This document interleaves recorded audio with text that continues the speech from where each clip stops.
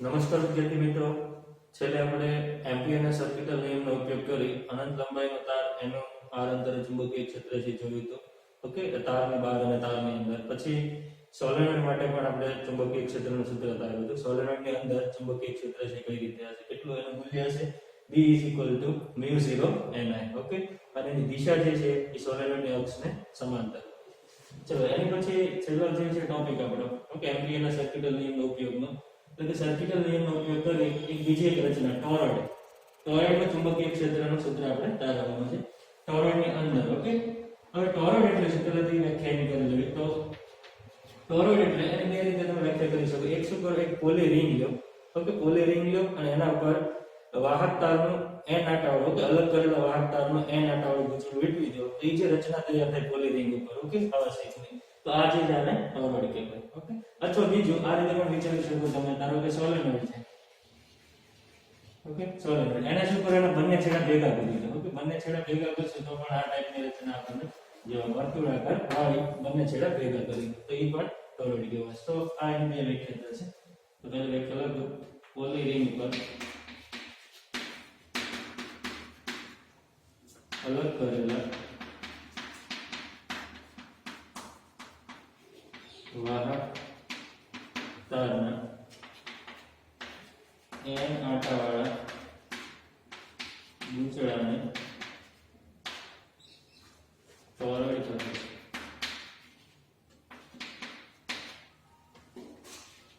Okay, અને જે poly ring છે એની કોર કહેવાય. પોલી રિંગ ને ટોરોઇડની કોર કહે છે. ઓકે, અંદર જે રિંગ છે આ એની કોર છે. ધારો કે રિંગ ન હોય, ધારો કે આ રીતે આપણે સોલેનોઇડ સીધે વાળી દીધું. ઓકે, રિંગ નથી તો કોર તરીકે કોણ આવશે, શૂન્ય અવકાશ. અથવા એની બીજી વ્યાખ્યા સોલેનોઇડને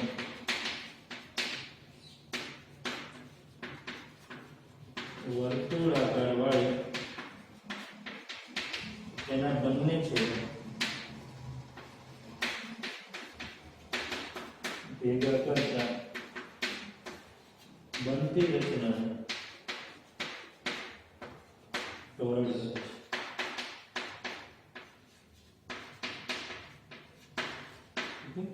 તો વિદ્યાર્થી મિત્રો, ટોરોઇડ એટલે સોલેનોઇડ છે એને આપણે શું કરવા, વર્તુળાકાર વાળી દીધા છે. તો આ ખાસ બીજી રીતે પણ બનાવી શકાય.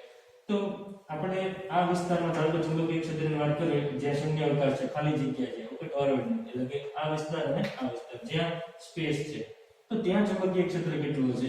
તો આપણે સોલેનોઇડ છે એના માટે ખ્યાલ આવે, સોલેનોઇડની બહાર ચુંબકીય ક્ષેત્ર લગભગ કેટલું હોય, 0. ઓકે, તો આને તમે વાળી દો છો તેમ છતાં વાળશો તો આ જગ્યા તો કઈ બદલાવ નથી. તો આ બંને જગ્યાએ ચુંબકીય ક્ષેત્ર કેટલું લેવાનું, 0. સોલેનોઇડની સાથે તમારે કમ્પેર કરો, સોલેનોઇડની બહાર ચુંબકીય ક્ષેત્ર 0 છે. તેવી જ રીતે ટોરોઇડ માટે પણ આ વિસ્તારમાં B અંતર કેટલું રહેશે, 0. ઓકે, એ અંદરનો ભાગ હોય કે પછી બહારનો ભાગ હોય જ્યાં કોર નથી. ઓકે, સમજો, જ્યાં કોર નથી, જ્યાં સ્પેસ છે, શૂન્ય અવકાશ છે, એ વિસ્તારમાં ટોરોઇડ માટે કેટલું ચુંબકીય ક્ષેત્ર હશે, 0. ઓકે, ચલો એની પછી આપણે જે તારવવાનું છે એ કોરની અંદર ચુંબકીય ક્ષેત્ર તારવવાનું છે અને એની અક્ષ ઉપર. ઓકે, આ જે છે એ ટોરોઇડની અક્ષ છે અને કેન્દ્રથી અને અક્ષ વચ્ચેનું અંતર એને આપણે કહીશું એની ત્રિજ્યા, સરેરાશ ત્રિજ્યા છે ટોરોઇડ. તો આપણે એવો ટોરોઇડ ધ્યાનમાં લેવી જેની ત્રિજ્યા કેટલી હોય, આ નાટાની સંખ્યા કેટલી છે m. આના માટે આપણે એની અક્ષ ઉપર ચુંબકીય ક્ષેત્ર તારવવાનું છે, બિંદુ P લીધું છે. ઓકે, તો જે રીતે એમ્પિયરના નિયમનો ઉપયોગ કર્યો તો આપણે સ્ટેપ બાય સ્ટેપ એ વસ્તુ અહીંયા પણ આપણે રિપીટ કરીશું. તો સૌપ્રથમ લખી નાખીએ m આટા અને r ત્રિજ્યા તથા દરેક આટામાંથી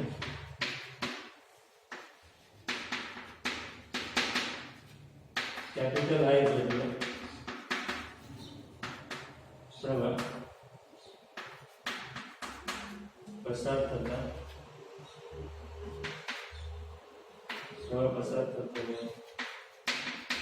તેવું એક ટોરોઇડ ધ્યાનમાં. ઓકે, તો એક આપણે ટોરોઇડ એવું ટોરોઇડ ધ્યાનમાં લીધું છે જેમાં આટાની સંખ્યા કેટલી હોય n, એની ત્રિજ્યા કેટલી r, અને દરેક આટામાંથી પસાર થતો પ્રવાહ કેટલો છે આ ટોરોઇડ માટેની અક્ષ ઉપર આપણે ચુંબકીય ક્ષેત્રનું સૂત્ર તારવવાનું છે. તો હવે બિંદુ B લઈ લઈએ. આ ટોરોઇડની કોરની અંદર આવેલા બિંદુ B માટે પહેલું સ્ટેપ આપણે ચાલુ કરીશું. પહેલું સ્ટેપ શું હતું? જે બિંદુ આગળ તમારે ચુંબકીય ક્ષેત્રનું સૂત્ર આપણે ક્યાં તારવવાનું છે? કોરની અંદર અને અક્ષ ઉપર આવેલું બિંદુ P. તો પહેલું સ્ટેપ હતું ત્યાં એમ્પિરિયન લૂપ ધારશું. ઓકે, બિંદુ P માંથી પસાર થતો એક વર્તુળાકાર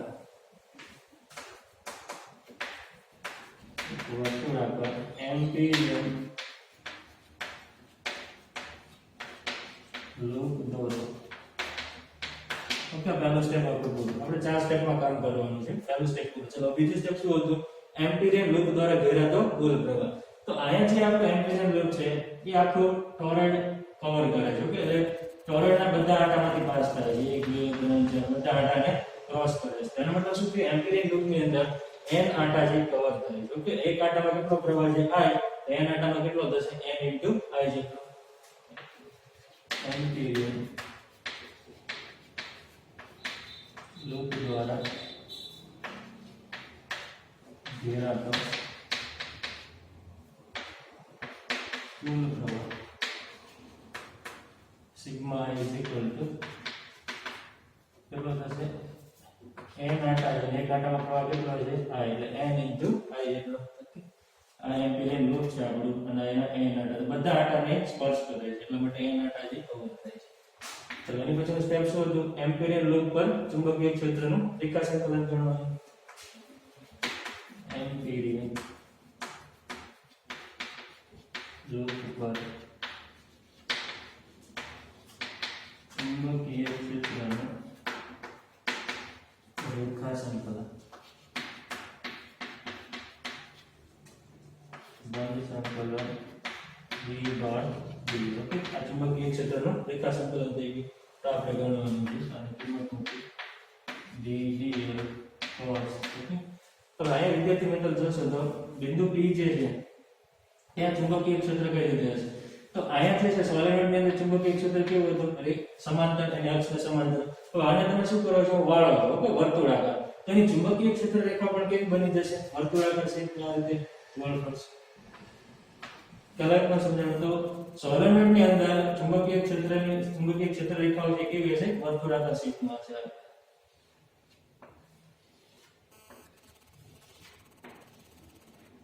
આની ચુંબકીય ક્ષેત્ર રેખાઓ સોલેનોઇડની અંદર. ઓકે, તો કોઈ પણ ચુંબકીય ક્ષેત્ર રેખા આપણને શું આપશે? કોઈ પણ બિંદુ આગળ ચુંબકીય ક્ષેત્રની દિશા આપે.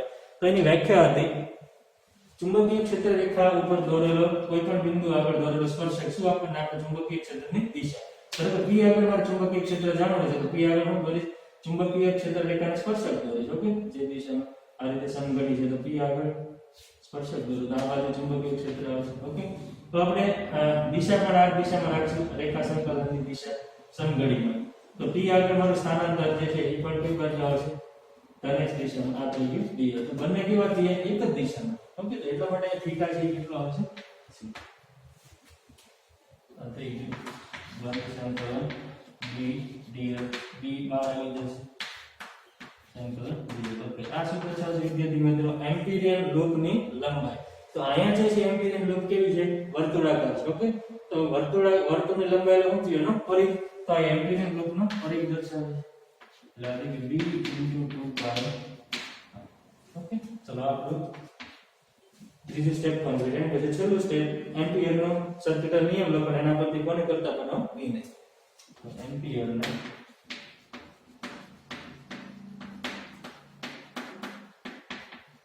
સર્કિટલ નિયમ પરથી પહેલા સર્કિટલ નિયમ લખી બંધ સંકલન b dot dl = μ0 * sigma i. બેની કિંમત મૂકો. બંધ રેખા સંકલનની કિંમત શું આપણને મળે છે? b * 2 pi r = μ0 sigma i આપણને મળે છે n * i. હવે b ના કરતા બનાવી દે b = μ0 ni / 2 pi r. વિદ્યાર્થી મિત્રો આ કંઈક છે આટાની સંખ્યા કુલ આટા છેદમાં 2πr 2πr એટલે શું થયું ટોરોઇડનો પરિઘ ઓકે એટલે અથવા ટોરોઇડની લંબાઈ ઓકે તો કુલ આટાના છેદમાં લંબાઈ એટલે શું દર્શાવે આપણે ભણી ગયા સોલેનોઇડ માટે કુલ આટા છેદમાં સોલેનોઇડની લંબાઈ એટલે શું દર્શાવે એકમ લંબાઈ દીઠ આટા તો એ વસ્તુ અહીંયા છે કુલ આટા છેદમાં ટોરોઇડની લંબાઈ તો આવું દર્શાવશે ટોરોઇડની એકમ લંબાઈ દીઠ આટા તો આને લખશું μ0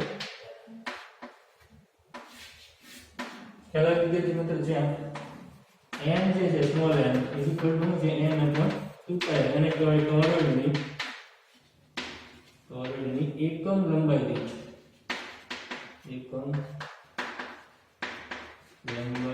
દીઠ આટાની સંખ્યા ઓકે તો સોલેનોઇડ અને ટોરોઇડ માટે તમે જોશો તો સૂત્ર એક જ પ્રકારનું છે μ0 ni પણ n જે છે અલગ અલગ આવશે ત્યાં કેપિટલ N બાય L એની લંબાઈ આવશે સોલેનોઇડની જ્યારે અહીંયા આવશે કેપિટલ કુલ આટા છેદમાં ટોરોઇડનો પરિઘ આવશે 2π ઓકે હવે ધારો કે આમાં અત્યારે μ0 છે એનો કોર તરીકે કોણ છે શૂન્ય અવકાશ પણ એની જગ્યાએ કોઈ માધ્યમ હોય જો કોર દાખલ કરેલો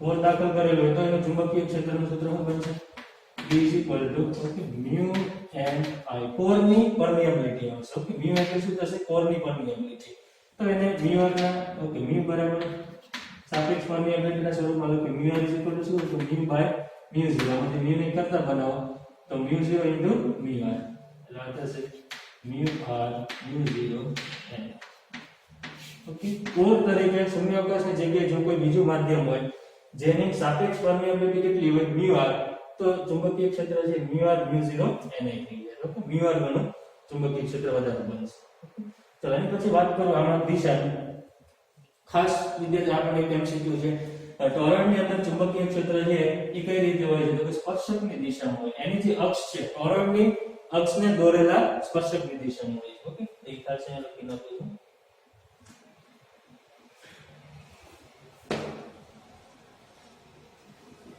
ટોરોઇડમાં ચુંબકીય ક્ષેત્રની દિશા તેની અક્ષને દોરેલા સ્પર્શકની દિશામાં ઓકે તો આ ખાસ યાદ રાખજો વિદ્યાર્થી મિત્રો ટોરોઇડની અંદર ચુંબકીય ક્ષેત્ર હંમેશા કઈ રીતે હશે સ્પર્શકની દિશામાં હોય જ્યારે સોલેનોઇડની અંદર ચુંબકીય ક્ષેત્ર જે કઈ રીતે હશે અક્ષને સમાંતર હશે ઓકે ચલો હવે ઘણી વખત આપણને આ r જે છે એ ડાયરેક્ટ r મૂકી આપતા ઓકે ખાલી ટોરોઇડની અંદરની ત્રિજ્યા આપી દે અને ટોરોઇડની બહારની ત્રિજ્યા આપે r2 ઓકે તો એના પરથી એની સરેરાશ ત્રિજ્યા આપણે જે r છે શું છે સરેરાશ ત્રિજ્યા તો r આપણે જોયો છે તો r1 અને r2 આપે તો r કઈ રીતે કરીશું તો આ બે વચ્ચેનો સંબંધ આ રીતે છે સરેરાશ ત્રિજ્યા r r1 r2 બને ઓકે r1 અને r2 પર તેની સરેરાશ ત્રિજ્યા ગણી લેવાની છે r1 r2 બાય તો આ થઈ ગયું ટોરોઇડનું ચુંબકીય ક્ષેત્ર તો એની પછી એક્ઝામ્પલ 4.9 છે આપણે જોઈ તો 4.9 છે સોલેનોઇડ બેઝ ઉપર એક્ઝામ્પલ છે સોલેનોઇડની લંબાઈ આપણને આપી છે સોલેનોઇડની ત્રિજ્યા આપી છે સોલેનોઇડમાં આટાની સંખ્યા આપી છે સોલેનોઇડનો પ્રવાહ 5 એમ્પિયર છે તો સોલેનોઇડની અંદર કેટલું ચુંબકીય ક્ષેત્ર હશે તો સિમ્પલ સૂત્ર બેઝ આધારિત છે સોલેનોઇડની અંદર ચુંબકીય ક્ષેત્ર આ માધ્યમ કયું છે કોર વિશે કોઈ માહિતી આપી નથી જો કોર વિશે કઈ માહિતી ન આપી તો ફરજિયાત લેવાનું શૂન્ય અવકાશ તો b = μ0 અને આમાં સ્મોલ n આપણને આપ્યો નથી તો સ્મોલ n ની કિંમત મૂકો સ્મોલ n એટલે n by l into okay મૂકો કિંમત μ0 એટલે 4 × 10⁻⁷ આટાની સંખ્યા આપણને આપી છે 500 વિદ્યુત પ્રવાહ એટલે 5 અને લંબાઈ આપી છે 0.5 ઓકે આનો ચતુર્ભાગ તો 6.28 × 10⁻³ ટેસ્લા ઓકે 6.28 × 10⁻³ ટેસ્લા અને એની અક્ષને સમાંતર ઓકે સોલેનોઇડની અક્ષને સમાંતર મિત્રો એના પછી આપણે બે રચના માટે b વિરુદ્ધ r ના આલેખ છે જોવા છે અનંત લંબાઈનો તાર અને સોલેનોઇડનું ચુંબકીય ક્ષેત્ર r સાથે કઈ રીતે બદલાય છે તો અનંત લંબાઈના તાર માટે આપણે અંદર અને બહાર બે જગ્યાએ ચુંબકીય ક્ષેત્રના સૂત્ર થાય તો તારની અંદર જો b = μ0 હોય upon 2 pi a square into r. એટલે કે તારની અંદર છે એ r ના સમપ્રમાણમાં છે, ચુંબકીય ક્ષેત્ર r ના સમપ્રમાણમાં, તારની અંદર હશે ત્યાં સુધી. જેવા તારની બહાર નીકળશે એટલે ચુંબકીય ક્ષેત્ર s પ્રમાણમાં થઈ જશે. ઓકે, તો આલેખનું દોરો.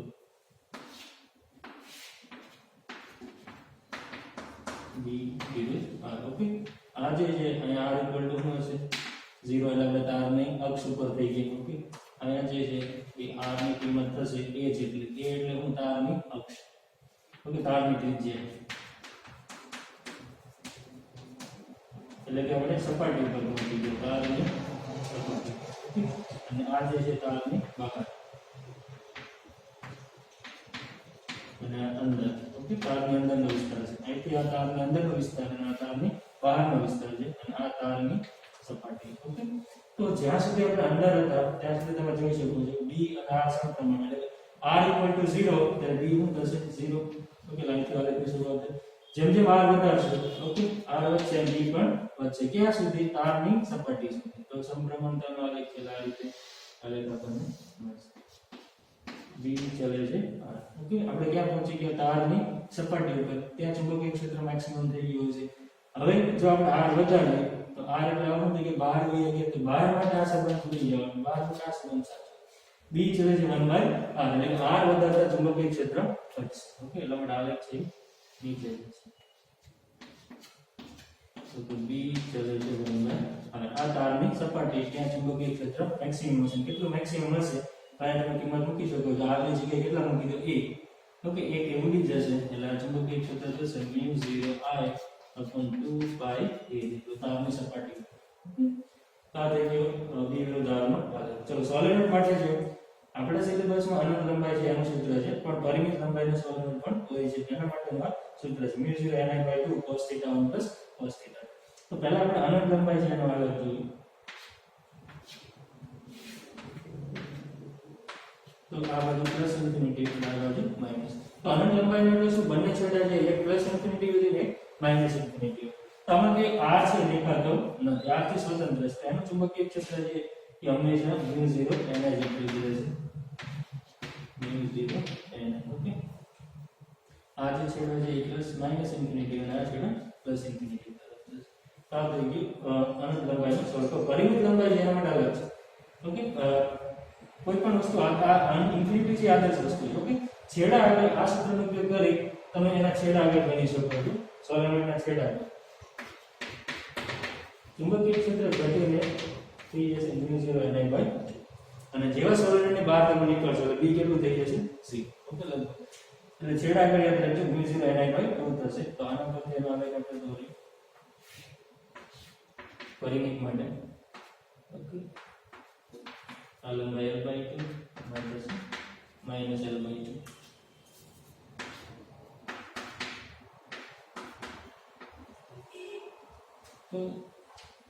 તો જ્યાં સુધી અંદર છે ત્યાં સુધી ચુંબકીય ક્ષેત્ર μ0 ni. જેવા આપણે તમે છેડા પાસે આના છેડાના પોઈન્ટ છે તમે. ઓકે, એક પ્લસ l/2 છે અને માઈનસ l. ટોટલ લેન્થ કેટલી છે l. તો જેવા છેડા આગળ પહોંચવા જશે ચુંબકીય ક્ષેત્ર ઘટીને 0 થઈ જશે. તો એકદમ સડનલી નથી ઘટતું, પણ ધીમે ધીમે ઘટે છે. આ જે છે એ આ પોઈન્ટ μ0 ni/2.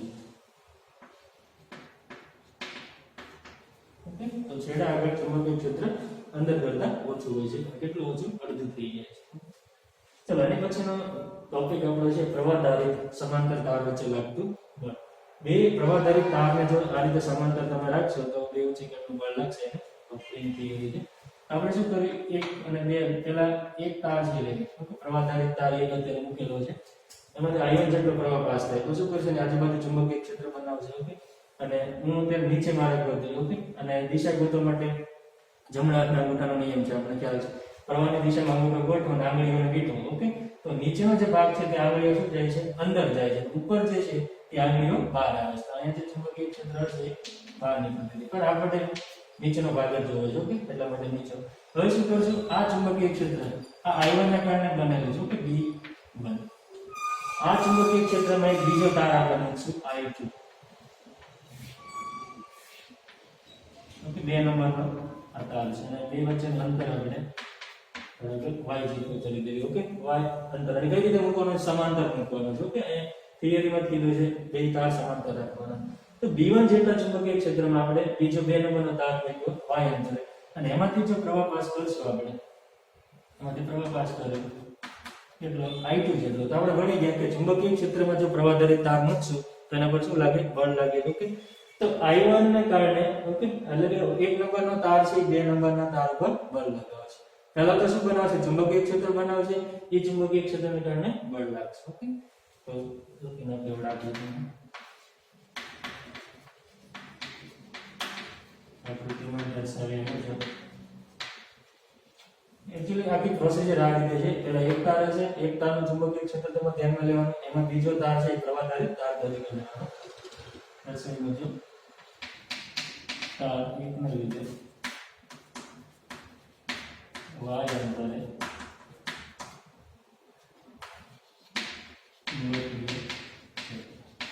ઓકે, તો પહેલા આપણે ચુંબકીય ક્ષેત્ર ગણી નાખ્યું b1.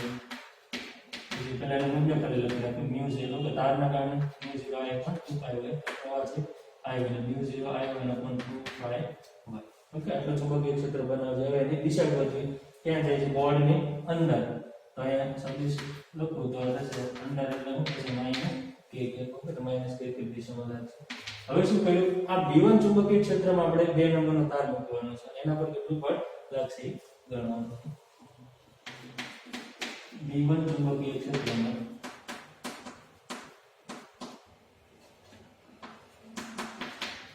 I2 જેટલો પ્રવાહ ધરાવતા તાર 2 ને મૂકતા તાર 2 પર તાર 1 વડે લાગતું બળ. ઓકે, આના આપણે કીધું F21. ઓકે, કારણ કે ચુંબકીય ક્ષેત્ર કોનું છે? 1 નું. તો આપણે એમ કહી શકીએ કે 1 થી 2 ઉપર બળ લાગ્યા હોય છે. ઓકે, તો 2 પર 1 વડે લાગતું બળ F21 સૂત્રમાં ખબર છે પ્રવાહધારી તાર ઉપર લાગતા બળનું સૂત્ર છે F = IL + B. ઓકે, તો ચાલો ચુંબકીય ક્ષેત્ર આપણે કઈ લીધું છે? B1. ઓકે, એટલે તાર કોના પર ગોતવાનો છે? 2 નંબર. ઓકે, તો 2 નંબર તાર છે ને લંબાઈ આપણને ખબર છે 2 ની લંબાઈ સેમ રાખવાની છે. તાર લંબાઈમાં છે કેટલો પ્રવાહ જાય? I2. તો થશે I2 સદિશ L. એટલું એના પર બળ લાગશે. ચલો ક્રોસ ગુણાકાર બધા સદિશોની કિંમત મૂકી દઈએ. તો આ થશે I2 L. આ સદિશની કિંમત થશે I2 L. દિશા કઈ બાજુ લેવાની? તો હંમેશા પ્રવાહની દિશા. ઓકે, આ સદિશ L છે લંબાઈનો સદિશ, એની દિશા કોની દિશા લેવાની? પ્રવાહની દિશા. તો પ્રવાહ કઈ બાજુ જાય છે? ડાબે. આ થશે I2. અને ચુંબકીય ક્ષેત્ર આપણે ગણી નાખીએ છીએ μ0 I1 2πy - k. ઓકે, તો I cap cross k ત્રિકોણીય IJ k. Okay, I cap cross k. Okay, anti clockwise એટલે શું આવશે? -j. અને એક માઈનસ હતું, માઈનસ માઈનસ પ્લસ થઈ જશે. તો μ0 I1 I2 L / 2πy. દિશા કઈ? Plus j. ઓકે, આ શું થઈ ગયું? તાર 2 પર તાર 1 વડે લાગતું બળ. ઓકે, તો આમાં બળની દિશા આકૃતિમાં દર્શાવું છું. પ્લસ j કે શું થશે? ઉપરની તરફ. તો આ જે તાર છે એના પર આ દિશામાં બળ લાગશે. આ જે F21 એક તરફ એટલે પોતાની તરફ લગાવશે. ઓકે, પોતાની તરફ લગાવે એટલે શું કહેવાય? આકર્ષિત પ્રકારનું બળ થયું. કેવા પ્રકારનું? આકર્ષિત. આવી જ રીતે આપણે શું કરશું? હવે એક ઉપર કોણ લગાવશે? તો એમાં શું પ્રોસીજર થશે? પહેલા આને ઘડીકવાર કાઢી નાખો. પહેલા કોનું ચુંબકીય ક્ષેત્ર ગોતવાનું? 2 નંબરનું. 2 નંબર જે છે તાર એ ચુંબકીય ક્ષેત્ર બનાવશે. એક આગળ કેટલું બનાવશે? B2. એમાં તમે શું કરો છો? I1 પ્રવાહધારી તાર મૂકો છો તો એના પર બળ લાગશે. ઓકે, સેમ પ્રોસીજર આના જેમ છે. તો આવી જ રીતે તાર 1 પર તાર 2 વડે લાગતું બળ. એના આપણે કહી દેવી F12 1 પર 2 વડે μ0 I1 I2 L મૂલ્ય નહીં બદલે વિદ્યાર્થી મિત્રો. ઓકે, તમે સાબિત કરી શકો મૂલ્ય આટલું જ હશે, ખાલી એની દિશા બદલાશે. ઓકે, અથવા મીટરનો ત્રીજો નિયમ પણ તમે યાદ કરી શકો છો. એક છે બે ઉપર લગાવે એટલું શું કરશે બે એક ઉપર લગાવશે પણ દિશા કેવી છે પરસ્પર વિરુદ્ધ ઓકે I2 છે એની તરફ લગાવશે એટલે આ થઈ ગયું F12 મીટર ઓકે તો તમે આ સેમ આ રીતે સાબિત કરી શકશો તો F12 μ0 I1 I2 2 pi આ દિશા આવશે -jk ઓકે તો વિદ્યાર્થી મિત્રો હંમેશા યાદ રાખવાનું કે એક આયા જે પ્રવાહ છે કેવા છે એક જ દિશામાં છે ઓકે તો જ્યારે કોઈ સમાંતર તાર હોય એમાંથી જો પ્રવાહ એક જ દિશામાં પસાર થાય તો હંમેશા કેવું બળ લગાવશે કેવું બળ કહેવાય બે એકબીજાને પોતાની તરફ ખેંચે છે પોતાની તરફ ખેંચે એટલે કેવું થયું આકર્ષિત આમ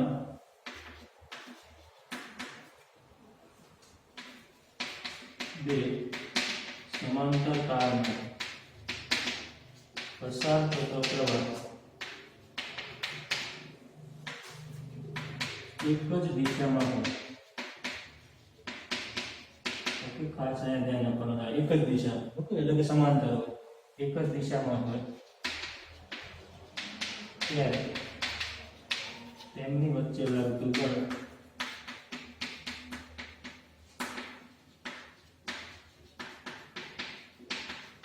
આકર્ષિત પ્રકારનું હોય છે ઓકે એક જ દિશામાં હોય ત્યારે કેવું બળ લાગશે આકર્ષિત ઓકે જેનું મૂલ્ય કેટલું તો કે μ0 I1 I2 L/2πy મૂલ્ય આટલું પ્રકાર કેવું આકર્ષિત પણ ક્યારે એક દિશામાં પ્રવાહ હોય હવે ધારો કે બંનેની દિશા અલગ અલગ ઓકે પરસ્પર દિશા ઉલટી હોય તો શું થશે તો તમે સાબિત કરી શકશો આ જ રીતે હું સાબિત નથી કરતો બળનું મૂલ્ય નહીં બદલે આટલું જ રહેશે બળનું મૂલ્ય આટલું જ રહેશે પણ દિશાનો પ્રકાર બદલાશે આકર્ષી હતો એ હવે કેવું થશે અપાકર્ષી તો વિદ્યાર્થી મિત્રો એમસીક્યુ ખાસ યાદ રાખજો બે તાર છે એમાં એક દિશામાં પ્રવાહ જાય તો આકર્ષી અને પરસ્પર વિરુદ્ધ જાય તો અપાકર્ષી મૂલ્ય કેટલું μ0 I1 I2 L/2π જો પ્રવાહની દિશા પરસ્પર વિરુદ્ધ દિશામાં તો બળ અપાકર્ષી પ્રકારનું લાગે જેનું મૂલ્ય છે માટલું જોઈએ કે જેનું મૂલ્ય μ0 I1 I2 L/2π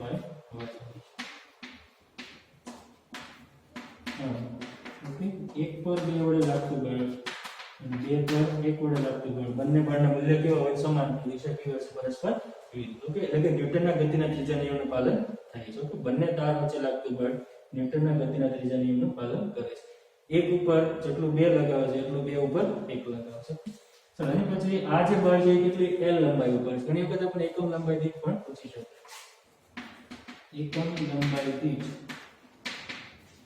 લાગતું બળ એટલે તેના બદલે સ્મોલ l તો એકમ લંબાઈથી લાગતું બળ એટલે શું તો કે L લંબાઈ 83 મૂકો L લંબાઈમાં કેટલું બળ લાગ્યું F તો એકમમાં કેટલું લાગશે F/L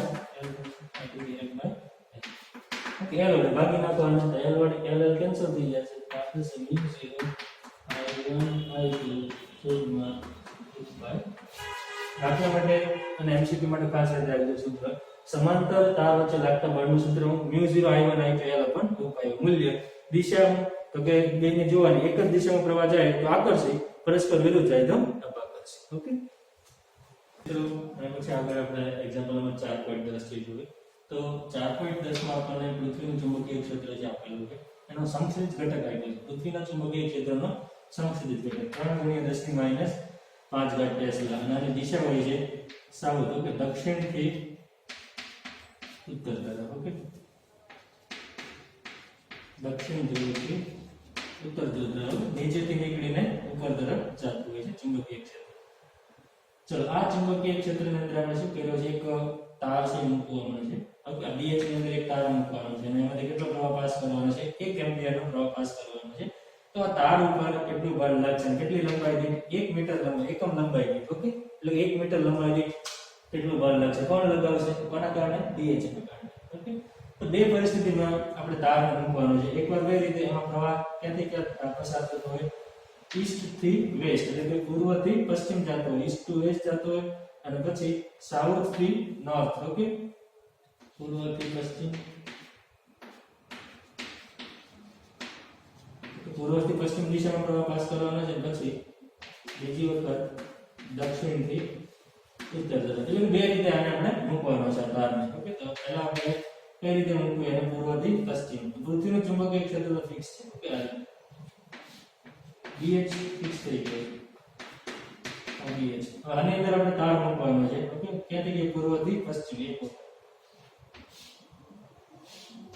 ઓકે, ને તો આ આપણે પૂર્વ થશે અને પશ્ચિમ અને દક્ષિણ અને ઉત્તર દિશા. પ્રવાહ ક્યાંથી ગયા? પૂર્વથી પશ્ચિમ. આ રીતે પ્રવાહ પાસ થશે. ઓકે, તો આના પર કેટલું બળ લાગશે? હવે પ્રવાહ ધારિત તાર ઉપર લાગતા બળનું સૂત્ર આપણને ખબર છે. F = IL × B એટલે ILB sin θ. ઓકે, તો આ પરિસ્થિતિમાં તમે જોશો θ કેટલો થશે. તો ચુંબકીય ક્ષેત્ર છે y દિશામાં છે, પ્રવાહ છે એ x દિશામાં છે. ઓકે, તો y અને x વચ્ચે ખૂણો કેટલો રહેશે? 90 ડિગ્રીનો. અહીંયા જે ખૂણો બને છે 90 ડિગ્રીનો થાય છે. એટલે કે θ જે છે એ થશે 90 ડિગ્રી. તો મૂકી આમાં બધી કિંમત I આપણને આપ્યો છે 1 એમ્પિયર, L કેટલો 1, B કેટલો લેવાનો છે 3 × 10⁻⁵ ઇન્ટુ sin 90. ઓકે, અને sin 90 ની કિંમત થશે 1 એટલે થઈ ગયું 3 × 10⁻⁵ મીટર. ઓકે, આટલું મીટરનું બળ લાગશે જો તારને ક્યાંથી કે પૂર્વથી પશ્ચિમ દિશામાં પ્રવાહ પાસ કરવામાં આવે તારને. ચલો, અને પછી બીજો સવાલ છે, આ જ તાર છે એને હવે ઊભો કરી નાખવાનો છે, એટલે કે દક્ષિણથી ઉત્તર તરફ ગોઠવવાનો છે. ચુંબકીય ક્ષેત્ર એની અંદર તાર છે એને હવે આ રીતે મૂકી દેવાનો છે અને એમાંથી પ્રવાહ પાસ કરવાનો ચાલે દક્ષિણથી ઉત્તર તરફ. તો અહીંયા જે છે થીટા છે તો તેમાં કેટલો થશે? 0 ડિગ્રી. ઓકે, તો બળ છે F = ILB sin θ પરથી મૂકો કિંમત. I એટલે 1, L એટલે 1, B એટલે ઓકે, B ની જગ્યાએ આપણે શું લખશું? BH. ઓકે, નોટેશનમાં આપણે BH લખ્યું છે તો અહીં BH લખશું. BH 3 × 10⁻⁵ 3 × 10⁻⁵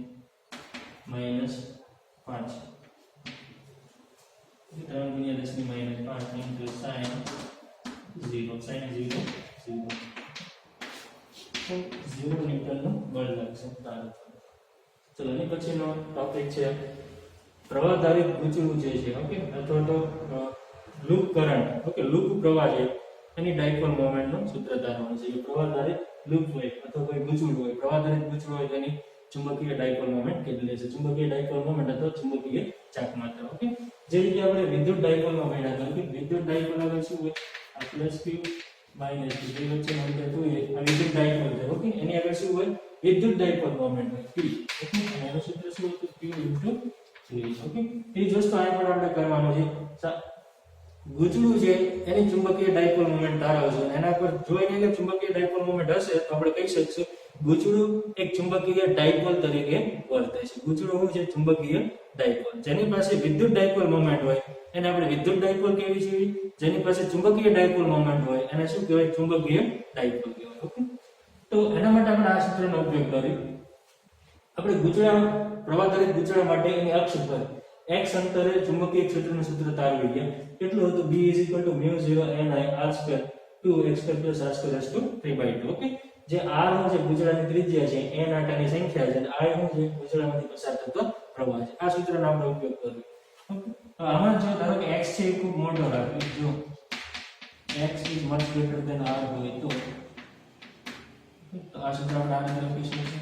x ની સાપેક્ષમાં r નું તમે અવગણી નાખો તો આ થઈ μ0 Ni r² / 2x³ આવું થશે.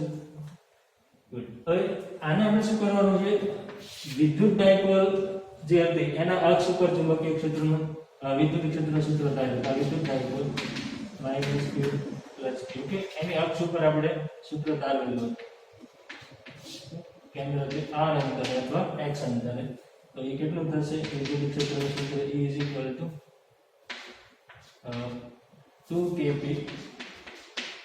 2kp by r cube તો 2kp by x cube આ રીતે આપણે મેળવ્યું. ચલો k ની કિંમત મૂકે k એટલે 1/4π0 થશે 2p x. આ સૂત્રનો ઉપયોગ કરી આપણે અહીંયા બતાવો છો કે ડાયપોલ મોમેન્ટનું સૂત્ર મેળવશું પ્રવાહ લૂપ માટે. વિદ્યુત ડાયપોલ માટે એની અક્ષ ઉપર x અંતરે ચુંબકીય ક્ષેત્રનું સૂત્ર આપણને ખબર છે 1/4π0 2p by x cube. Okay, ચલો હવે આના જેવું સૂત્ર આપણે અહીંયા લાવવાનું છે. ઓકે, તો બેને સરખાવતા જાય. ઓકે, આમાં હું થોડું ઉપર નીચે શું કરું છું 2π વડે ગુણી નાખું. ઓકે, π વડે ગુણી નાખું ઉપર નીચે 2π વડે ગુણી. શું કરું તો અહીંયા તમે જોશો નીચે હું છે 4π છે તો મારે નીચે 4π લાવવું છે એટલા માટે ઉપર નીચે 2π વડે ગુણી નાખું. તો થશે 2 μ0 n I પાઈ છે અને r ની સાથે લગાવી દો પાઈ r સ્ક્વેર છેદમાં 2 * 2 એટલે શું થાય 4π x ક્યુબ. આ બે સમીકરણો મારે સરખાવવાના છે. ઓકે, તો એક સરખા કરવા પડશે. આ 1/4π તો અહીંયા 1/4π આવી ગયું x ક્યુબ તો અહીંયા પણ શું છે x ક્યુબ છે. ઓકે, અહીંયા 2 છે તો ઉપર પણ મારે 2 લાવવું પડશે. ઓકે, ચલો આ થઈ ગયું b. ચલો આ કઈ છે પાઈ * r સ્ક્વેર. તો પાઈ r સ્ક્વેર શું થશે ગૂંચળાનું ક્ષેત્રફળ. ઓકે, વર્તુળાકાર ગૂંચળું છે તેનું ક્ષેત્રફળ થશે પાઈ r સ્ક્વેર. આ એનું ક્ષેત્રફળ છે. તો તે કે μ0 *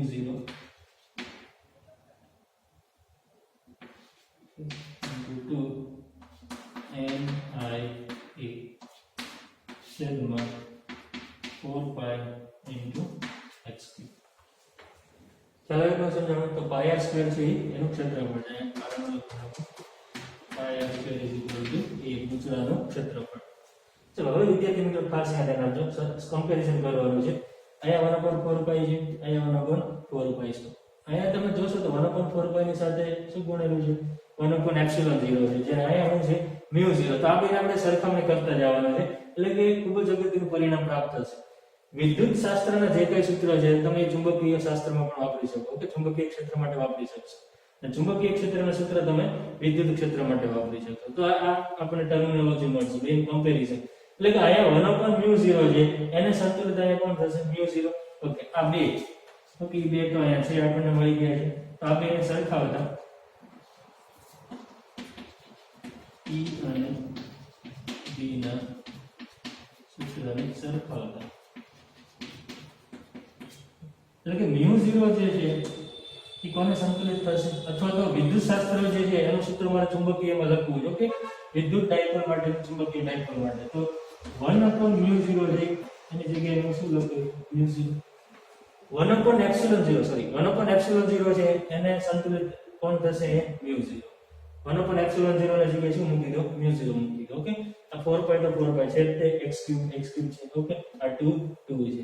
તો એનો મતલબ શું થયો p જે છે ત્યાં p જેવું કામ આપે છે એવું જ અહીંયા પણ કામ આપશે NIA અને આને કહેવાય ચુંબકીય ડાયપોલ મોમેન્ટ. એનો મતલબ કેમ ખબર પડી ચુંબકીય ડાયપોલ અહીંયા કમ્પેર કરો બેની બાજુમાં શું છે વિદ્યુત ડાયપોલ મોમેન્ટ શું છે વિદ્યુત ડાયપોલ. તો એ જ વસ્તુ અહીંયા હોવું જોઈએ બેની બાજુમાં શું હોવું જોઈએ ચુંબકીય ડાયપોલ મોમેન્ટ. ઓકે, આ જે છે ચુંબકીય ડાયપોલ મોમેન્ટ એમ છે.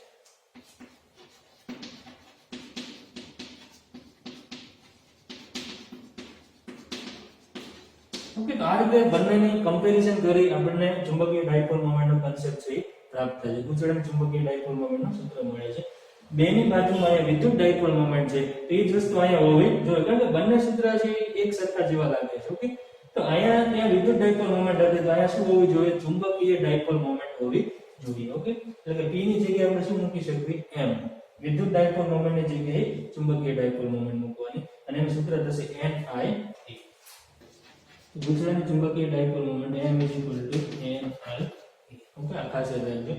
m છે સદિશ રાશિ છે. ઓકે, એની દિશા ક્ષેત્રફળની દિશામાં હોય. ઓકે, m અને a ની દિશા એક જ હોય છે. ચલો નવી ભૌતિક રાશિ આવી તો એકમ બનાવી નાખ્યું SI એકમ. ઓકે, m નો SI એકમ થશે n તો આટાની સંખ્યા અને એકમ નથી. I એટલે વિદ્યુત પ્રવાહ એમ્પિયર અને a એટલે ક્ષેત્રફળ મીટર સ્ક્વેર. તો એકમ થશે પારિમાણિક સૂત્ર બનાવી નાખ્યું. m નું પારિમાણિક સૂત્ર છે m0 L2 ચુંબકીય ડાયપોલ અને દિશા હંમેશા કઈ બાજુ હશે? ક્ષેત્રફળની દિશામાં છે. બરાબર, તો આ થઈ ગયું પ્રવાહધારિત ગૂંચળું. ઓકે, એની ડાયપોલ મોમેન્ટ એટલે કે પ્રવાહધારિત ગૂંચળું છે એ ડાયપોલ તરીકે વર્તે છે.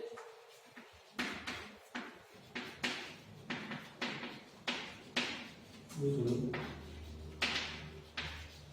ચુંબકીય ડાયપોલ તરીકે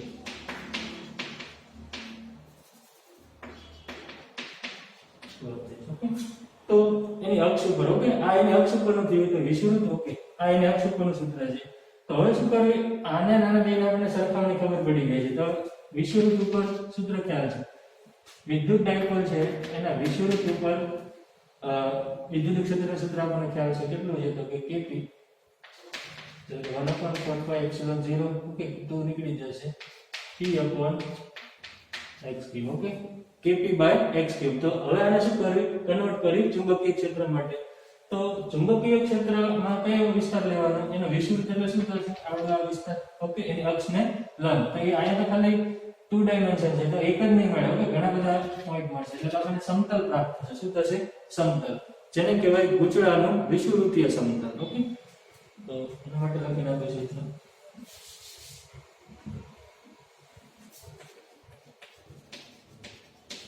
ગૂંચળાના અથવા તો ગૂંચળાના સમતલમાં આવેલા બિંદુ, ગૂંચળાના સમતલમાં આવેલા બિંદુ ચુંબકીય ક્ષેત્ર. ઓકે, x અંતર, x પાછું કયું લેવાનું? a કરતા વધારામાં ગ્રેટર ધેન r. ત્રિજ્યાથી મોટા અંતર એટલે આ બધા પોઈન્ટ રાખો જે ગૂંચળાના સમતલની અંદર છે. ગૂંચળું ધારો કે આ રીતે હું દોરું તો આખું બોળ જે શું થશે? ગૂંચળાનું સમતલ થશે. તો આ બધા પોઈન્ટ આગળ આપણને ચુંબકીય ક્ષેત્રનું સૂત્ર આના પરથી મળી જશે. ઓકે, શું કરવાનું? 1/μ0 ની જગ્યાએ 1/ε0 ની જગ્યાએ શું મૂકી દો? μ0. આ 1/ε જગ્યાએ μ0 મૂકી દેવી. b થશે μ0/4π. ઓકે, p ને કાઢી p ની જગ્યાએ શું લગાવવાનું? m મૂકી દેવાનું. થશે m/x3. ઓકે, આ થઈ ગયું વિષુવવૃત્તીય સમતલ અથવા ગૂંચળાના સમતલમાં આવેલા બિંદુ આગળ ચુંબકીય ક્ષેત્રનું સૂત્ર. અને અક્ષ ઉપર, ગૂંચળાની અક્ષ ઉપર કેટલું થશે? b μ0/4π. એના એની જગ્યાએ શું મૂકશું આપણે? m, એટલે આ થશે 2m/x. ઓકે, તો આ રીતે પણ તમે યાદ રાખી શકો છો. 2m/x3 સેમ આના જેવું થયું. ઓકે, વિદ્યુત ડાયપોલ માટે જે યાદ રાખ્યા હતા એ જ તમારે ચુંબકીય ડાયપોલ માટે પણ એના જેવા જ થશે. સેમ. ખાલી શું કરવાનું? 1/ε0 હોય ત્યાં μ0 આવશે. વિદ્યુત ડાયપોલ જે છે એની જગ્યાએ આવશે ચુંબકીય ડાયપોલ. ઓકે.